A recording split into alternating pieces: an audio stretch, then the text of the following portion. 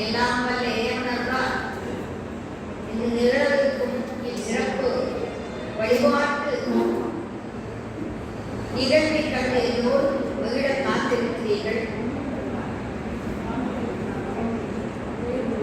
திருநாளையா சொன்னதை போல நான் அதிகம் பற்றில்லாமல் இருந்ததற்கு இங்கே முன்னால் இருக்கின்ற இந்த குருநாதரும் ஒரு காரணம்.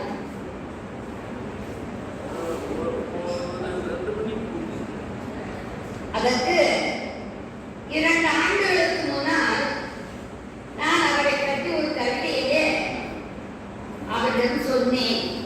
அதை வாங்கி கூட வைத்துக் கொண்டார்கள். நீங்கள் மறந்திருப்பீர்களோ என்னவோ, மீண்டும் அதை சொல்லுகிறேன். ஏனென்றால் அவர் ஆசீர்வாதத்தால் என்று பேசுகிறேன். காரைக்கால் அம்மையாரை பற்றி 2 வருடத்துக்கு முன்னே பேச ஆரம்பித்து அது பேச முடியாமல் போயிட்டு இப்பொழுதும் காரைக்கால் அம்மையாரை பற்றி பேசுவதற்கு முயலும் பொழுது இந்த 5-6 நாட்களுக்கு முன்னால் வரை கூட எனக்கு அந்த புத்தகம் சரியாக கையில் கிடைக்கவில்லை. 11ஆம் திருமுறையிலே காரைக்கால் அம்மையாருடைய பாடல் இருந்தது. ஆனால் அதற்குரிய வரலாறுகளோ பொருளோ எதுவும் ஐயா போன்றவர்களுக்கு அது விளங்கும். ஆனால் எனக்கு அதில் பாடல்கள் மட்டும் இருந்ததால் அதை எடுத்துக்கொண்டு விரிவாக எடுத்து பேசுவதற்கு தயக்கமாக என்னுடைய நண்பர்கள், என்னுடைய பழக்கமுடையவர்கள் அனைவரிடமும் இந்த புத்தகத்தை கேட்டு பார்த்தேன். என்னிடத்திலே 12 திருமுறைகள் இருக்கிறது. மற்ற புத்தகங்கள் எல்லாம் இருக்கிறது. ஏறக்கூட 2000 புத்தகங்கள் இருக்கு. ஆனால் இந்த காரைக்கால் அம்மையாரை பற்றிய தெளிவான புத்தகம் எனக்கு ஒன்றும் கிடைக்கிறது.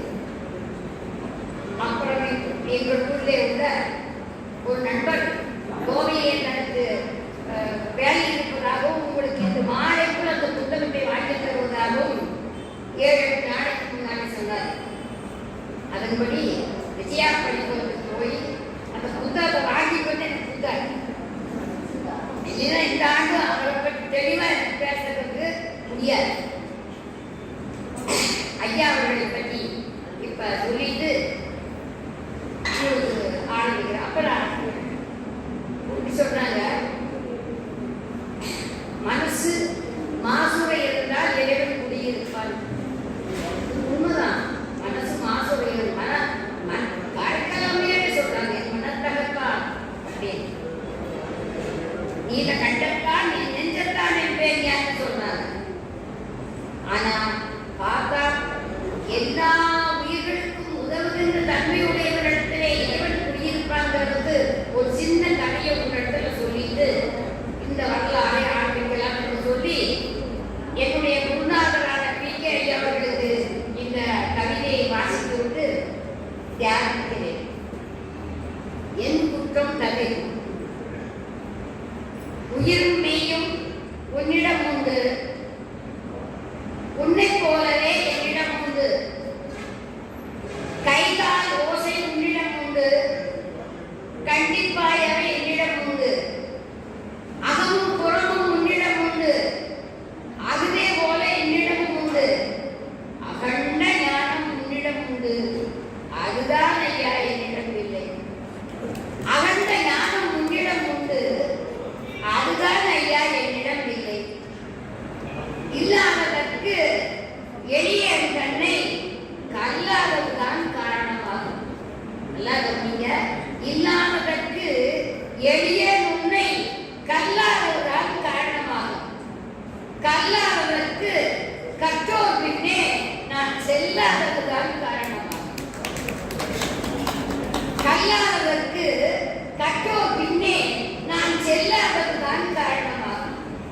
எல்லா குற்றமும் என்னிடம் இருந்து ஏழை உண்பால் அன்றோ வைத்த நல்ல இசையினால் பாடத் துடித்தேன். நல்ல ஆசையினால் எல்லா குற்றமும் என்னிடம் இருந்தும் ஏழை உண்பால் அன்றோ வைத்த நல்ல ஆசையினால் பாடத் துடித்தேன். நற்றமிழே என் குற்றம் தவிர்ப்பாய், நற்றமிழே என் குற்றம் தவிர்ப்பாய் என்று அவன் பொற்பாதங்களை வணங்கி பேச ஆரம்பிக்கிறேன். இங்கே இருக்கும் பெரிய மகான்களுக்கிடையே சொற்ப காலமாக இந்த இறையன்பு நிகழ்ச்சியில் கலந்து கொள்வது என்பதை ஐயாவதாக கலந்துவிட்டேன். முதல் ஆண்டு பேச வரும்போதே என்ன அப்படி சொல்லக்கூடாதுன்னு சொன்னார். என்னன்னா, திருமந்திரத்திலே ஒரு பாடல், ஐயா திருமந்திரத்தை பற்றி சொல்லும்போது திருமந்திரத்தை பற்றி சொன்னேன். ஈசனோடாயினும் ஆசை அறிஞன்னு சொல்லிட்டேன். ஆசை அறிஞர்கள் ஈசனோடாயினும் ஆசை அறிஞர்கள். ஐயா புரிச்சுட்டாங்க. இந்த பாடம் தப்பு. இது திருமுறையிலே கொண்டு வந்த இடைச்சல்கள். இது திருமூலர் பாடவில்லை. ஈசனிடத்திலே அன்பு கொள்ளாதே என்று அவர் எப்படி பாடுவார்? அதனால் இந்த பாடல் இடைச்சலிலிருந்து அன்றே தலையில் என்னை கொட்டினார். ஆகவே தெளிவாக தெரிந்து கொண்டு எனக்கு பேச வேண்டும் என்று நினைவூட்டியவர் ஐயா அவர்கள். இறைவனை வழிபடுவதற்கு நல்ல உள்ளம் இருந்தால் போதும் என்பதற்கு ஒரு சிறிய உதாரணம் சொல்கிறேன். காசி மாநகரத்திலே விஸ்வநாதன் இருந்தார். அவருக்கு பிச்சாண்டியாக வேண்டும் என்று ஒரு ஆசை இருந்தது. இன்னைக்கு போய் பிச்சை எடுத்து பார்க்கலாம். ஊர்ல யாரெல்லாம் நமக்கு பிச்சை எடுவார்கள்? உலகத்திற்கெல்லாம் அன்னமளிக்கக்கூடிய அன்னபூர்ணியனுடைய கணவனுக்கு இப்படி ஒரு ஆசை. சரி போனார், எல்லா வீட்டுக்கும் போனார். காலையில ஆரம்பிச்சார். பிச்சாண்டி எல்லாம் வந்து நின்று போகலாம். அம்மா தாயே பிச்சை எடுங்கள் என்று கேட்டார். ஒருத்தரும் போடல. பசி ரொம்ப நடந்து களைத்து போய் கடைசியில் ஒரு சுத்தமில்லாத ஒரு இடத்துல ஒருத்த உட்கார்ந்துட்டு இருந்தான். அவனை சுத்தி 4 நாய்க்குட்டி. அன்று காலை முதல் அவன் பிச்சை எடுத்த அந்த சாதங்களை எல்லாம் கொண்டு வந்து வைத்து அதை 5 பாகமாக பிரிச்சான். அந்த சாதத்தை 5ஆ பிரிச்சான். 5ல நான் முதல்ல சாப்பிடல. அந்த 4 நாய்க்குட்டிகளுக்கும் விட்டான் முதல்ல. அவை உண்ட பிறகு இந்த 5ஆவதை சாப்பிட போகும்போது நம்ம பிச்சாண்டி வந்தார். அப்பா பசிக்குது, எனக்கு ரொம்ப பசிக்குது அப்படின்னு அப்படியே உட்கார், கிட்ட வந்து உட்கார் அப்படின்னு உட்கார்ந்த. இவருக்கு இன்னுமா நம்மளை பற்றி தெரியல போல இருக்குன்னு என்பது மாதிரி ஒரு ஆசை. ரொம்ப நேரம் உட்கார்ந்துருக்காரு. என்ன தெரியலையா? தெரியல, பசிக்குதுன்னு வந்தேன், உட்காரு சொன்னேன், உட்காரு சாப்பாடு கொடுக்குறேன் அப்படின்னு தான் சொன்னார். அந்த பிச்சைக்காரனுக்கு தொழுது உடலின் உட்கார் வசப்பாக மழுகிய நிலை இருந்தார். அதுலேயும் என்ன பண்ணா, முதல்ல நாய்க்குட்டிகளுக்கு போட்டு தன் பங்க கேட்டிருந்தார். எனக்கு ரொம்ப பசிக்குதுப்பா அப்படின்ட்டு, இன்னுமா உனக்கு தெரியல என்ன அப்படின்னு கேட்டேன். அப்புறம் அந்த அன்னத்தை அவர் கையில் கொடுக்கும் போது எத்தனை பேர் போறாங்க, என்னை பார்ப்பதற்கே அசிங்கம் என்று சொல்கிறார்கள், தொட கூச்சப்படுகிறார்கள், என்னை விட்டு விலைக்கு ஓடுறாங்க. அப்படிப்பட்ட நடுவில் என் பக்கத்துல வந்து உட்கார்ந்து என் கையிலிருந்து நீ சாரத்தை வாங்கிட்டாரு, நீ எனக்கு யாரும் தெரியாதா? விஸ்வேஸ்வராட்ட நீ எனக்கு யாரும் தெரியாதா? தெரியும். நீ எங்கிட்ட வந்து உட்கார்ந்தப்பவே நீ தெரியும். எங்கிட்ட வந்து யாரும் உட்காருவா? நீதான் உட்கார்ந்துருக்கேன்னு தெரியும்.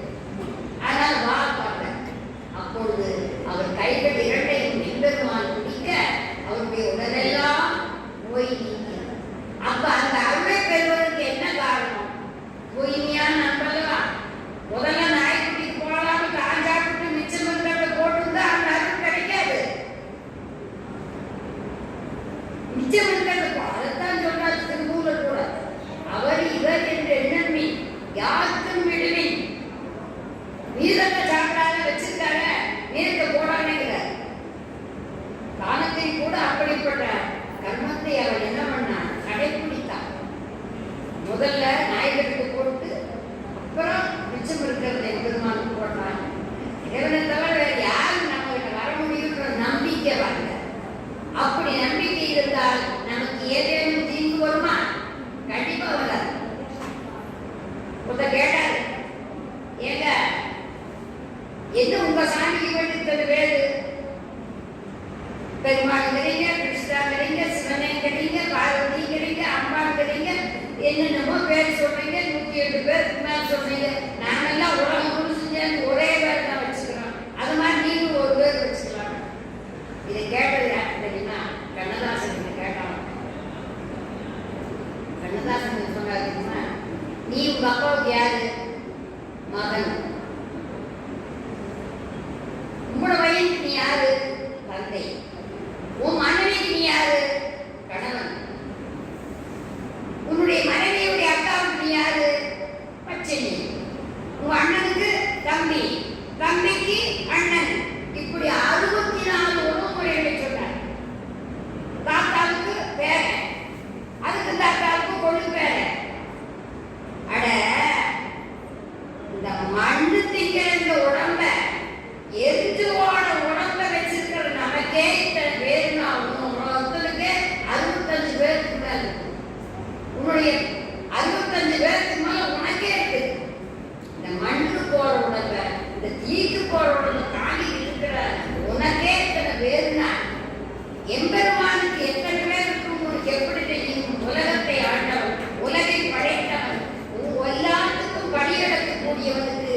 அப்பத்தான் சொன்னாங்க, ஒரு நாமம் ஓர் உருவம் இல்லாதாருக்கு ஆயிரம் திருநாமம் பாடி தெள்ள இடம் போட்டுவோம். ஒரு நாமம் ஓர் உருவம் இல்லாதாருக்கு ஆயிரம் திருநாமம் பாடி தெள்ள இடம் போட்டுவோம். ஆயிரம் பேர்கள் இருந்தாலும் அவன் ஒருவன் தான் எல்லாத்துக்கும் தலைவன், உலகுக்கு அப்பன், அம்மையப்பன் என்று கூறி என்னுடைய தலைப்புக்கு வருகிறேன். திருமுறையிலே 16ஆம் திருமுறையிலே இடம்பெற்ற நாயகி அவர்கள் வரலாற்றை சுருக்கமாக சொல்லி, ஏனென்றால் எல்லாருக்கும் வரலாறு தெரியுமோ தெரியாதோ, ஆனா எனக்கு முழுமையான வரலாறு இந்த 5-6 நாட்களுக்கு முன்னால் தான் தெரிஞ்சது. குழந்தை பருவத்திலே பிறக்கும் பொழுதே சிவபக்தியுடன் பிறந்த குழந்தை அது. காரைக்காலிலே கனகத்தன் என்ற ஒரு வணிகர், அந்த வணிகருக்கு மகனாக பிறந்தார். திருமணப்பய பருவம் எய்திய பிறகு அவர் புண்ணியவதியார் என்று பெயரிட்டு அன்போடு வளர்த்தார்கள். வீட்டுக்கு ஒரு வழியாளர்களை பேடி அவர்களை வணங்கி அவர்களுக்கு அமுது படைக்கக்கூடிய பழக்கத்தை சின்ன வயசுல சொல்லியிருந்தார். நீங்கெல்லாம் அப்படி சொல்லித்தரணும். எல்லாரும் பெற்றோர்கள் குழந்தைகளுக்கு அதை சொல்லித்தரணும். நிறைய கேள்வி கேட்டாங்கன்னா சொல்லணும். அதான் ஒரு கேள்வி இப்ப சொல்றேன். உங்க தேரு பெரிய தேரா இருக்கு, உங்க சாமி ஒரு குளம் தான், எதுக்கு எத்தோட தேரு? இது ஏன் இருக்கிறீங்க இப்படி? இவ்வளோ பெரிய சாமிக்கு இத்தோ பெரிய தேரா, அதை விட பிடிக்கணுமா? இப்ப சொன்னோம். நானே நேற்றுக்கு இவர்கள் மாணிக்கவாசகம் பெருமானி ஆடி ஆடி பாடி எடுத்துக்கொண்டு வருகிறேன். நான் பட்ட கவசம் இருக்கிறது, நான் போனதுக்கு முடியேன். என்ன நினைக்கிறார்கள்? எம்பெருமானை நான் சுமக்கிறேன் என்ற உணர்வோடு சுமக்கிறதுனால வேண்டாம் அத்தச்சோடு தேட வச்சு கடம் பிடிச்சி எடுக்க வச்சான். அந்த கடம் பிடிச்சி எடுக்கிறவன் ஒவ்வொருவனும் என்ன நினைவோடு இருக்கான்? உன்னை சுமக்கிறேன் என்று நினைவோடு சுமக்கிறேன் எடுக்கலாம். இதுக்காகத்தான் இந்த பெரியவங்க அந்த காலத்துல பெரிய தேட வச்சு அதில் சின்ன சாமியை வச்சாங்க. அதை எடுத்த ஒவ்வொருத்தரும் எடுக்கும் போதும் இறைவன் சுமக்கிறேன், நான் இறைவனை சுமக்கிறேன் என்ற எண்ணம் அவர்களுக்கு வர வேண்டும் என்பதற்காக அதை பெருவ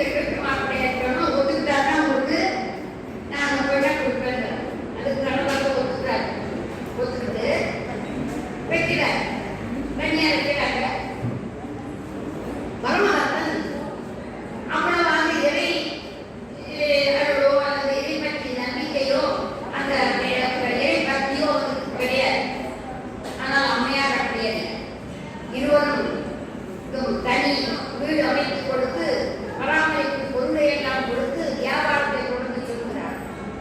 ஒரு நாள் அவருடைய நண்பரோடு 2 மாங்கனிகளை கொண்டு வந்து அவருடைய பரமதத்தினத்திலே கொடுத்து வீட்டிலே ஒன்று சொல்றார். வீட்டில் ஒன்றே கொடுக்குறாங்க. இவரும் அம்மாவும் வாங்கி வச்சிட்டாங்க. ஆனா அதுக்கு ஒரு சோதனை வருது. அந்த மாங்கனி 2 கனிகள்ல இறைவன் சிவனடியாராக வந்து அம்மா பசிக்குது, என்னால் பொறுக்க முடியவில்லை, அன்னவிடுகளின் பொழுது அவரை வணங்கி உள்ளே அழைத்து, ஐயா எல்லாம் சமையல் ஆகிவிட்டது, ஆனால் கறி சமைக்கவில்லை, ஆனால் கனி இருக்கிறது என்று அந்த 2 கனியை ஒன்று எடுத்து அறுத்து கொண்டு வந்து அவருடைய இலைக்காக சுவைத்து சாப்பிட்டு அவர் ஆசி வழங்கி சென்று விட்டார். அப்போ பரமதத்தன் வீட்டுக்கு ஒரு நாள் சாப்பிடுறதுக்கு வந்தோடனே இலையை பரிமாறி மாங்கனி அதே போல வச்சார். அந்த கனியின் சுவை, இது மாதிரி நான் கனியே சாப்பிட்டதில்லை, அவ்வளோ ருசியா இருக்கு, இன்னொன்னே எடுத்துக்குவா அப்படிங்கிற. இன்னொன்னே எடுத்துக்குவான்னா எங்கே போவாங்க? இறைவா எனக்கு சோதனையா, எவ்வளவானே நான் என்ன பண்ணுவேன்? என்னுடைய கணவர் இன்னொரு கனியை கேட்கிறாரு, நான் யாருக்கு போய் கேட்பேன்? நீதான் எனக்கு கொடுக்கணும்னு சொன்னேன். இறைவன் திருவருளால் அம்மையின் கையிலே ஒரு மாங்கனி வந்து விட்டுகிறது. அந்த மாங்கனியை கொண்டு வந்து அறுத்து நம்ம இருக்கிறார். இறைவன் கொடுத்த கனியல்லவா, சுவை எவ்வளவு இருக்குன்னு சொல்லவே வேண்டியதில்லை. அவன் முன்ன சாப்பிட்ட சுவைக்கும் இந்த கனிக்கும் உள்ள வித்தியாசத்தை உணர்ந்த பரமதத்தன், என்ன இவ்வளவு ருசியா இருக்கு, இது ஏது? அம்மையாருக்கு பயம். கணவனிடத்துல பொய் சொல்லலாமா? பொய் சொல்லக்கூடாதே. என் பெருமானே, இப்படி ஒரு இக்கட்டான சூழ்நிலையை என்னை வந்து வைத்து விட்டாய் என்று பரமதத்தினிடத்திலே வந்து மாங்கனி பெற்ற விதத்தை அவர் சொல்லுகிறார். நான் இப்படித்தான் பெற்றேன். அப்படியா? அப்ப இன்னொரு கனியை பெற்று கொடுவாங்களாம் அப்படின்ற. அப்பா உன்னுடைய சக்தி பெருசா, என்னுடைய பக்தி பெருசான்னு பெரிய சோகம் வந்துருச்சு. நீ கண்டிப்பா எனக்கு உன்னுடைய பக்தி தான் பெருசு, உன்னுடைய மேல் தான் பெருசு, காட்டணும்னு சொல்லி அம்மா எம்பெருமாள் வேண்டாம். பரமதத்தன் முன்னாலேயே ஒரு மாங்கனி வந்து கையில விழுந்தது. வந்த வேகத்திலேயே மறைச்சு போயிட்டு அம்மாவுக்கும் பெரிய சங்கடம். பரமதத்தன் பயந்துட்டான். ஐயோ, இந்த பெண்மணி தெய்வ பெண்மணி, இவளை இனிமேல் திருண்டலாகாது, திருண்ட மாட்டான்.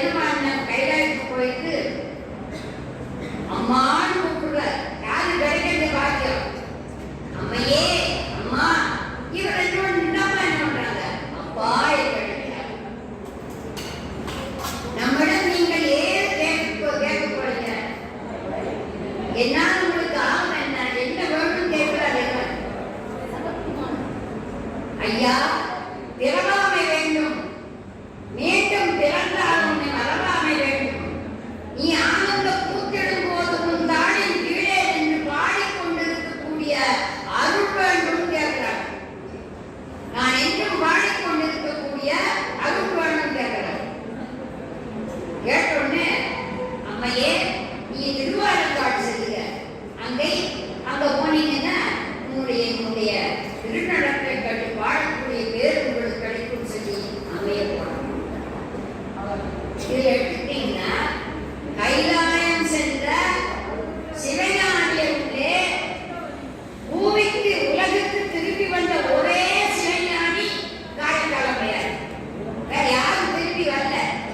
நீங்க வரலாம் கேட்டு பார்த்தீங்கன்னாலும் நான் அஞ்சாவது கூட்ட படிச்சு பார்த்தேன், யாருமே திரும்பி வரல. இவங்க இந்த சிவஞானியார் தான் மீண்டும் வந்து அப்ப நீ நானே மேற்கொண்டு திருவாலங்காட்டிலே இருந்து இன்றைக்கும் அவங்க எப்படி பாடுறாங்க, திருவாலங்காட்டிலே இன்றும் அவர் பாடுவதாகவும் ஆனந்த கூட்டம் நடந்து விடுவதாகவும் அம்மக்கள் நம்பிக்கையோடு இருக்கிறார். அதை விழாவாகவும் கொண்டாடுகிறார். அந்த மாங்கனி விழுந்த அந்த நாளை காரைக்காலிலே மாங்கனி திருவிழா என்று கொண்டாடுவோம். அதை நான்கும் அந்த நாளை நான் ஒரு ஆண்டு அது ஒரு 10-15 வருடத்துக்கு முன்னால் ஒரு ஆண்டு நான் காரைக்கால் அம்மையாருடைய கோயிலுக்கு போகும்போது அந்த மாங்கத்தை வேகமா வீசறதில்லை. இப்ப மற்ற பக்கமெல்லாம் வேக மாதிரி அடிச்சடிச்சு குடன்னு போடுறேன். அந்த மாதிரி இல்லை. எப்படி அந்த கனி விழுந்ததோ அதே போலதான் அவங்களும் அன்பாலும் எதுவாக வீசுறாங்க. வேகமா வந்து அந்த கனியை அவங்க வீசுறது கிடையாது. அந்த மாங்கனி திருவிழா காரைக்கால் மிக சிறப்பாக இருக்கும். அப்புறம் நம்ம அம்மையார் என்ன பாடுறாங்க, முதல் பாட்டு பாரு. காரைக்கால் அம்மையார் 27 நாயன்மார்களிலே முதல் பெண்மணி. ஒரு பெருமை அது.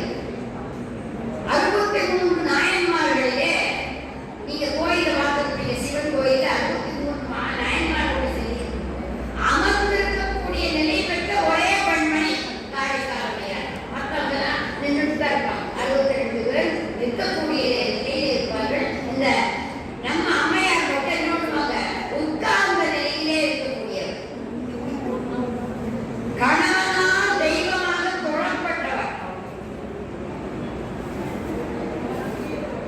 அதோட அவர் பாடிய பாடல் 143 பாட்டுகள் பாடியிருக்கிறார். அந்த காலத்தில் அவர் வாழ்ந்த நூற்றாண்டு 4-5 கிபி 4-5 நூற்றாண்டு.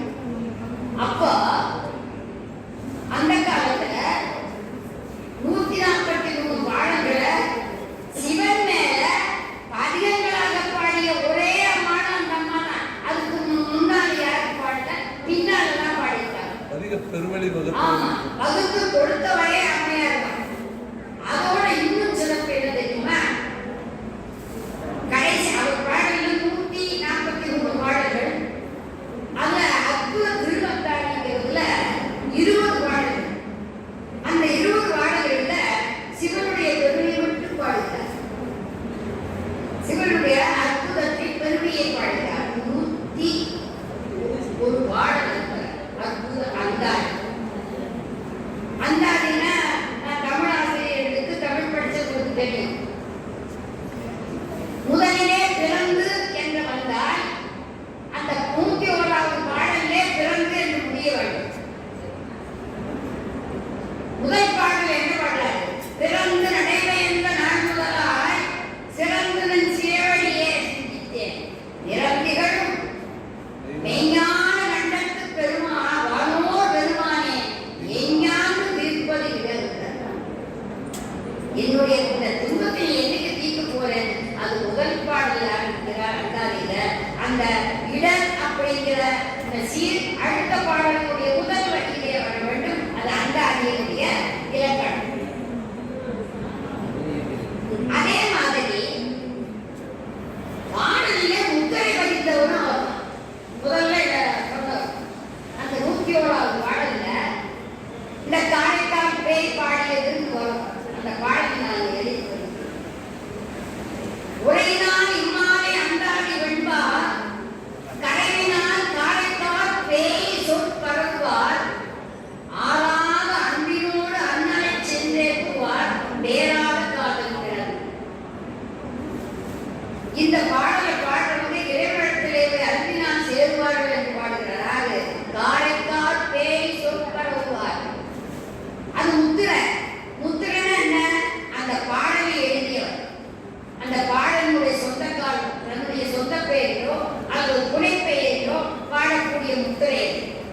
அதை முதல்ல கொண்டு வந்தவர் யாரு? காரைக்கால் அம்மையார். அதற்கு பிறகுதான் ஞானசம்பந்த சுந்தரமூர்த்தி நாயனார் எல்லாம் அந்த பெருமையை கொண்டு வந்தாங்க. அதை முதல்ல கொண்டு வந்தவங்க அம்மா. அதுக்கப்புறமா இரட்டை மணி மாலை, திரு இரட்டை மணி மாலைன்னு சொன்னது. அதுல 20 பாடல், அதுல 101, இதுல 20 பாடல். அந்த 20 பாடல்ல சிவாய நம என்ற ஐந்தெழுத்தின் பெருமையை பற்றி பாடினார். திரு இரட்டை மணி மாலைன்னா கட்டளை கழித்தொழில ஒரு பாடலும் வெண்பாவில ஒரு பாடலும் ரெண்டு சேர்ந்து வரும். அதை பாடினார். அப்புறம் மூன்றாவது திருவிரட்டை மணி மாலையில் தான் 2 வரும். அந்த திருவிரட்டை மணி மாலையில பாடலை பாருங்க, அது ஒரு பாடல் இருக்கு.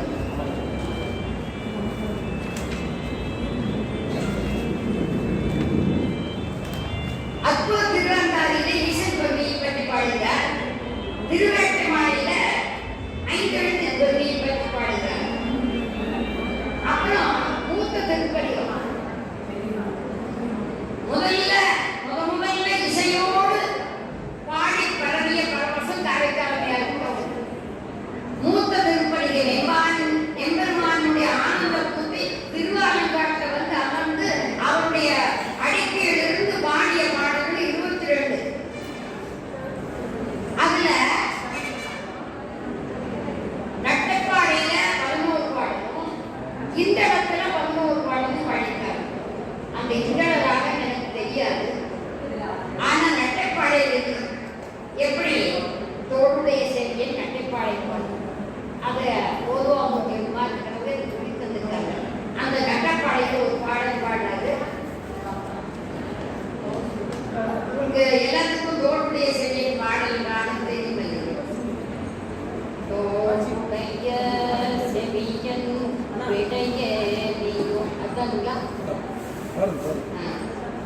பொங்கை திறங்கினரம் எழுந்து கொண்டு கண்பெண்பருடை வைத்து பங்கி சிவங்கிரு பற்கள் நீண்டு பாழல் பரடுயர் நீழ்கணக்காரோ காரோ பெண்பே தங்கி அலறி உடல் காட்டி தாழ்சடையெடுத்து திசை வீசி அங்கம் குளிர்ந்த ஆடுமெங்கள் அப்பன் இடந்து ஆலங்காடே, அப்பன் பெரு ஆலங்காடே என்று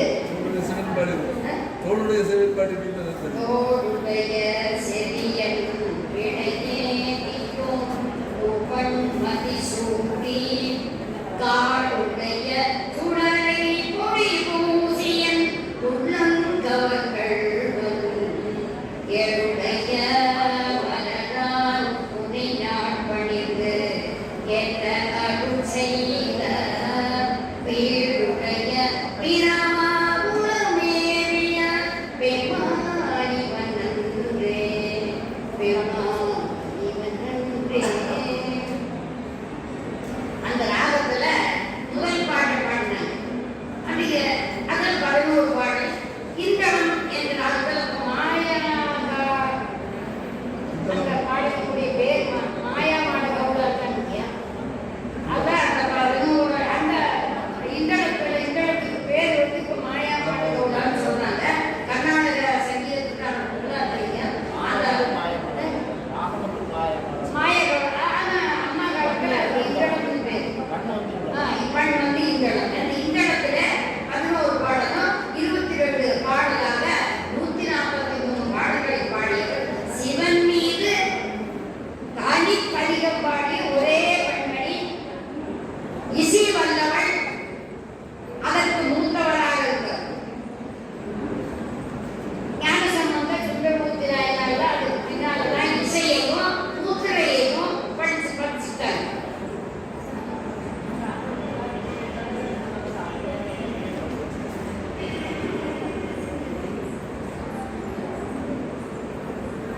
ஆனா அவர் என்ன பேர் கற்றுக்கிறார்?